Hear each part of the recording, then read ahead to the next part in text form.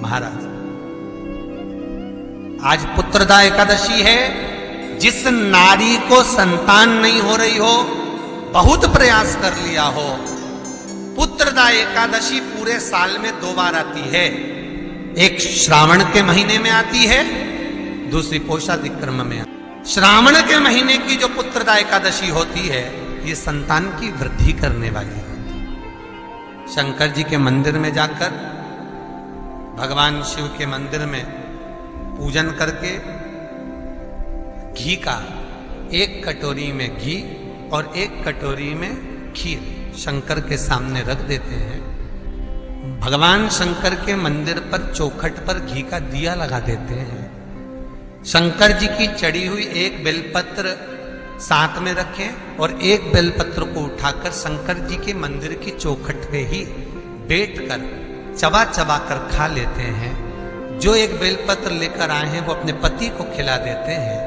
कहते हैं पुत्रदा एकादशी के दिन ये कर लेने पर संतान की प्राप्ति हो जाती है, पुत्र की प्राप्ति हो जाती है। ये वो एकादशी है। महाराज, आज पुत्रदा एकादशी है। जिस नारी को संतान नहीं हो रही हो, बहुत प्रयास कर लिया हो, पुत्रदा एकादशी पूरे साल में 2 बार आती है। एक श्रावण के महीने में आती है, दूसरी पौषाधिक क्रम में आती है। श्रावण के महीने की जो पुत्रदा एकादशी होती है, ये संतान की वृद्धि करने वाली होती है। शंकर जी के मंदिर में जाकर, भगवान शिव के मंदिर में पूजन करके घी का 1 कटोरी में घी और 1 कटोरी में खीर शंकर के सामने रख देते हैं। भगवान शंकर के मंदिर पर चौखट पर घी का दिया लगा देते हैं। शंकर जी की चढ़ी हुई 1 बेलपत्र साथ में रखें और 1 बेलपत्र को उठाकर शंकर जी के मंदिर की चौखट पे ही बैठकर चबा चबा कर खा लेते हैं। जो 1 बेलपत्र लेकर आए हैं वो अपने पति को खिला देते हैं। कहते हैं पुत्रदा एकादशी के दिन ये कर लेने पर संतान की प्राप्ति हो जाती है, पुत्र की प्राप्ति हो जाती है। ये वो एकादशी है। जिस नारी को संतान नहीं हो रही हो, बहुत प्रयास कर लिया हो, पुत्रदा एकादशी पूरे साल में 2 बार आती है। एक श्रावण के महीने में आती है, दूसरी पौषाधिक क्रम में आती है। श्रावण के महीने की जो पुत्रदा एकादशी होती है, ये संतान की वृद्धि करने वाली होती है। शंकर जी के मंदिर में जाकर, भगवान शिव के मंदिर में पूजन करके घी का 1 कटोरी में घी और 1 कटोरी में खीर शंकर के सामने रख देते हैं। भगवान शंकर के मंदिर पर चौखट पर घी का दिया लगा देते हैं। शंकर जी की चढ़ी हुई 1 बेलपत्र साथ में रखें और 1 बेलपत्र को उठाकर शंकर जी के मंदिर की चौखट पे ही बैठकर चबा चबा कर खा लेते हैं। जो 1 बेलपत्र लेकर आए हैं वो अपने पति को खिला देते हैं। कहते हैं पुत्रदा एकादशी के दिन ये कर लेने पर संतान की प्राप्ति। शिव महापुराण की कथा कहती है, आप अगर विश्वास रखे हो, सफेद आंकड़े की जड़, जिस नारी का संतान नहीं हो, गर्भ नहीं ठहरा हो, सफेद आंकड़े की जड़, जिस देव अधिदेव महादेव की कथा जिस तुम्बरुका जी ने श्रवण कराई है, शंकर भगवान जिनके सामने बैठकर शिव पुराण की कथा सुन रहे हैं, उन तुम्बरुका जी का नाम लेकर शिवलिंग पे से 21 बार घुमाकर मंदिर में ही कमर पर 7वें दिन रजस्वला धर्म के जो बांध लेता है और 1 पीपल का पत्ता अवधूतेश्वर महादेव का नाम लेकर शंकर पर चढ़ाकर उसको गाय के दूध में उकाल कर रात्रि को दोनों पति पत्नी अगर पीकर सोते हैं, 3 महीने में भगवान भोलेनाथ उसकी गोद भर देते हैं। ये शिव करते हैं। शंकर देता जरूर है। माता अंजना के यहां स्वयं शिव महापुराण की कथा कहती है, स्वयं शास्त्र वर्णन करता है, माता अंजना माता के गर्भ से संतान नहीं हुई। 42 वर्ष की माता अंजना हो गई थी और 42 वर्ष की होने के बाद भी माता अंजना के गर्भ से संतान नहीं थी। जब संतान नहीं हुई तब बार बार निवेदन करा महाराज केसरी से, तब नहीं संतान हुई तब अपने पिता से जाकर निवेदन करा, पिताजी गौतम बाबा से निवेदन करती है माता अंजना कि मेरे गर्भ से संतान नहीं, मुझे औलाद नहीं, क्या करूं? तब गौतम बाबा ने कहा एक पार्थिव शिवलिंग का निर्माण करो, मिट्टी का शिवलिंग बनाओ, उसकी पूजन करो। और माता अंजना उस मिट्टी के शिवलिंग के पूजन में ऐसी लीन हो गई कि मिट्टी का शिवलिंग का निर्माण करती, पूजन करती। एक बार देवाधिदेव महादेव ने कह दिया, जाओ पार्वती जरा जाकर पूछो कि अंजना को चाहिए क्या, अंजना माता को चाहिए क्या। अच्छा, सारे देवताओं को सबसे ज्यादा टेंशन देवाधिदेव महादेव से रहता है, क्योंकि ये बिना सोचे बिना समझे किसको क्या दिया है कोई भरोसा ही नहीं होता। एक बार तो ब्रह्मा जी ने खुद ने कह दिया, साहब हमको तो इस्तीफा दे दो, हमको नौकरी करना ही नहीं बैकुंठ में बिल्कुल भी। तो भगवान विष्णु ने पूछा हुआ क्या? बस प्रभु, राजा श्वेत की अंतिम समय, प्राण छूटने का दिन, उसको यमराज लेने के लिए गए और देवाधिदेव महादेव वहां खड़े हो गए और क्या कहे, लेके मत चले जाना, उसकी अंतिम सांस, और क्या कहे, लेके मत जाना। और मेरा बेटा जब लाने लगा तो उसके प्राणों को हर लिया, यमराज ही मर गया। फिर मेरी पोती गई मृत्यु देवी, उससे कहा उठा ला राजा श्वेत को, वो राजा श्वेत को जैसे ही मृत्यु देवी ने फांस डाली, भगवान शंकर ने उसको भी मार दिया। अब बताओ, सूर्य नारायण भगवान बोले कि मेरा बेटा भी मर गया, मेरी पोती भी मर गई, अब बताओ क्या करें? तो भगवान ब्रह्मा जी ने शंकर जी से जाकर कहा, भोलेनाथ ये आपकी आदत बहुत गलत है, जब इसको मरना था तो आपने क्यों बचाया? शंकर जी बोले मेरे मंदिर में बैठा था, जगह तो देखो कि कहां बैठा है। ब्रह्मा जी ने भगवान विष्णु से कहा हमको ये काम नहीं करना, आप हमारा इस्तीफा स्वीकार करो। भगवान विष्णु ने शंकर जी से कहा भोलेनाथ जी अब इनके बेटे को, सूर्य नारायण के पुत्र को और पोती को जीवित करो। शंकर भगवान करे एक शर्त पर जीवित करूंगा, जहां मेरा भजन हो रहा हो, जहां मेरी कथा हो रही हो, अगर कोई महामृत्युंजय मंत्र का जाप कर रहा हो, श्री शिवाय नमस्तुभ्यम जप रहा हो, शंकर का पंचाक्षर मंत्र नमः शिवाय जप रहा हो, शंकर जी कहते हैं उस समय पर मृत्यु उसको ना घेरे। तो इतने में सूर्य नारायण भगवान कहते हैं शपथ लेता हूं, संकल्प लेता हूं, जहां आपका नाम होगा, अगर पृथ्वी पर कोई मरने का भी समय आ गया तो पहले आपसे पूछा जाएगा उठा ले, तुम बोलोगे तो बात दूसरी है। शंकर जी बोले हम बताएंगे तो उठाना, हम बोल दें अगर ये शंकर जी का नाम जप रही है और पड़ोसन नहीं जप रही है तो हम इशारा कर देंगे बाजू वाली को उठा लो। तुम टेंशन मत ले जाओ, तुम तो शिव जपो। अब क्या सोचना,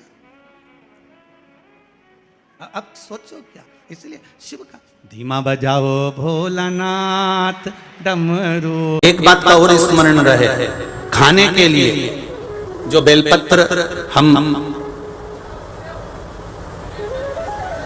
जी जी भगवान हम जो बेलपत्र खाते हैं भगवान शंकर पर चढ़ी हुई, वो 3 की बनी हुई, एक बेलपत्र वाली नहीं खाना। कई बेलपत्र आपने देखा होगा कि 3 की एक वाली भी रहती है, कि वो तीनों एक जैसी रहती है, इस तरह से दिखने लगती है। वो देखिए आप लोगों ने, 3 की एक दिखती है, वैसी नहीं। बेलपत्र जो 3 पत्ते की होती है, फिर अच्छे से समझ लेना, जो 3 पत्ते की बेलपत्र होती है, उसी बेलपत्र को शिवजी पर चढ़ाकर उसी बेलपत्र का सेवन करना चाहिए। और एक बात और अच्छे से समझ लो, अगर बेलपत्र खाने से मुख में छार आ रहा हो, जीवान क्षारित हो रही हो, या छाले पड़ रहे हो, किसी को सहन हो पाता है, नहीं हो पाता, तो हफ्ते में 2 हफ्ते में एक बार खा सकते हो। वो भी हो तो बेलपत्र को सुखाकर या बेलपत्र की गोली बनाकर पानी से निगल भी सकते हैं, पर उसका जो प्रयोग है, उसका जो आनंद है, वो आनंद ही देगा, उसका फल मिलेगा। आज भी शिव महापुराण की कथा कहती है, जिसके शरीर में काया का रोग हो जाता है, सोराइसिस जैसी बीमारी हो जाती है, खाल निकलने लगती है, चेहरे पर कालापन आ जाता है, आंखों के नीचे कालापन आ जाता है, या शरीर में काले काले धब्बे पूरे शरीर में कहीं पर भी पड़ जाएं, डॉक्टर का इलाज करवाओ, डॉक्टर को शिव मानो, जो दवाइयां दे वो खाओ, जांचें करने की बोले जांचें कराओ, पर साथ में एक काम और करो, शंकर भगवान को 5 बेलपत्र 5 दुर्वा समर्पित कर एक ही लोटे से 5 बार थोड़ा थोड़ा जल सुंदरेश्वर महादेव के नाम से चढ़ाओ। कौन से महादेव? सुंदरेश्वर महादेव। जो जल चढ़ाया है उस जल को कटोरी में झेल कर लेकर आओ, 5 दुर्वा में से 1 दुर्वा 1 बेलपत्र उठाकर ले आओ, बेलपत्री को सुबह के समय खा लो, दुर्वा को प्रदोष काल में खा लो, और वो पानी को पूरे शरीर पर 5 बार लगाना चालू कर दो। शरीर में कितना भी अगर कालापन आ रहा होगा, छट्टे पड़े होंगे, सोरायसिस जैसी बीमारी भी होगी, तो लगभग 1.5 महीने के अंदर पूरा काया ठीक होना प्रारंभ हो जाएगी। सुंदरेश्वर महादेव का इतना महत्व, इतना महत्व। कौन से महादेव? सुंदरेश्वर महादेव। शिव का प्रतिबिंब स्वरूप देखा मीनाक्षी ने, शंकर भगवान का स्वरूप देखा।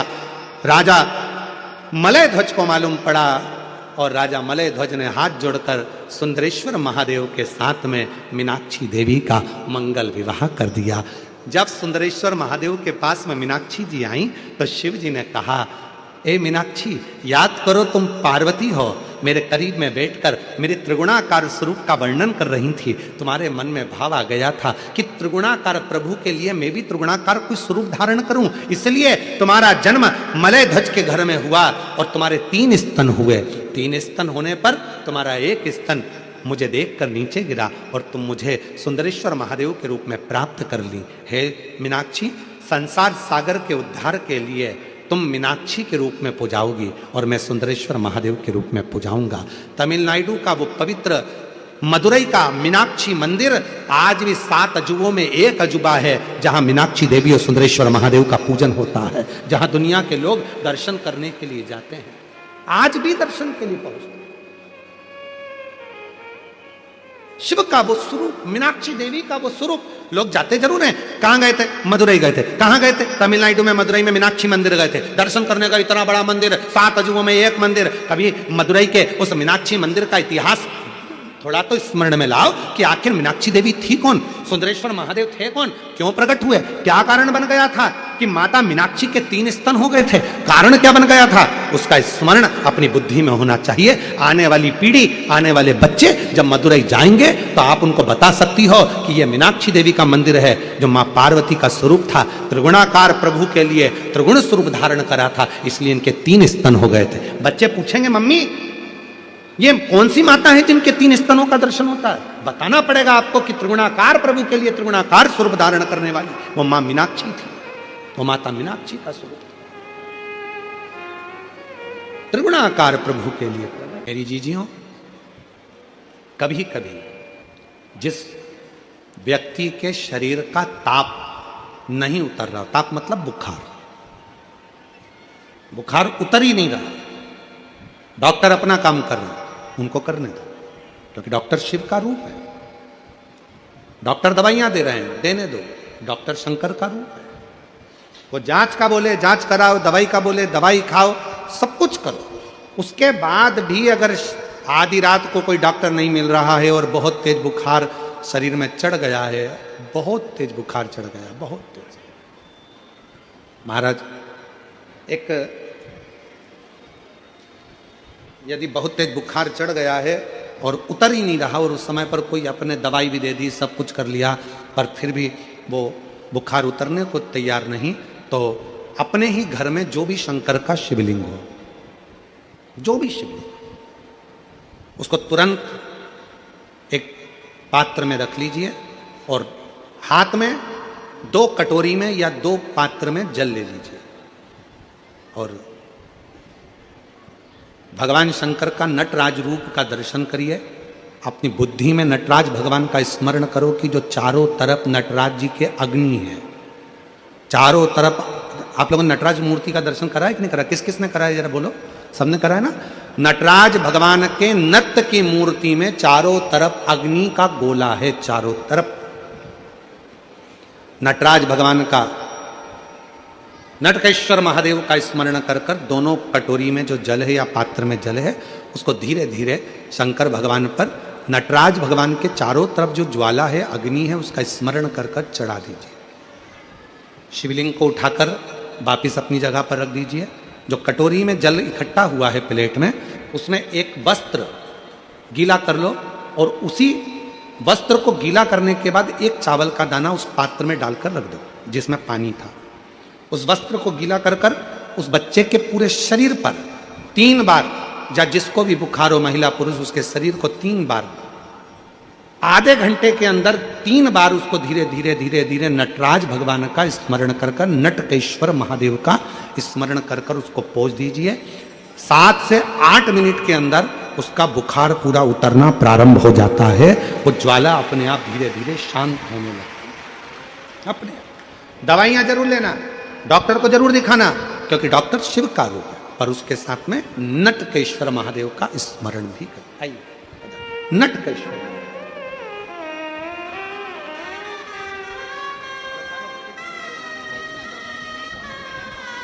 गठान हो गई थी गले में और डॉक्टर की दवाइयां बहुत समय से ले रही थी पर आराम नहीं लगा। जांच भी कराई, दूसरी भी, बाबा की कृपा से नॉर्मल आई और अब 2 महीने के अंदर पूरी गठान गल गई। ये शिव की उदारता, जोरदार ताली बजाइए। शंभो कृपा। कौन से महादेव का नाम लेना है? जम के बोलिए जरा, नटकेश्वर महादेव। वापिस बोलिए एक बार, नटकेश्वर महादेव। नटकेश्वर महादेव नटराज भगवान के चारों तरफ जो अग्नि का गोला है, उसी अग्नि बिंब का स्मरण कर।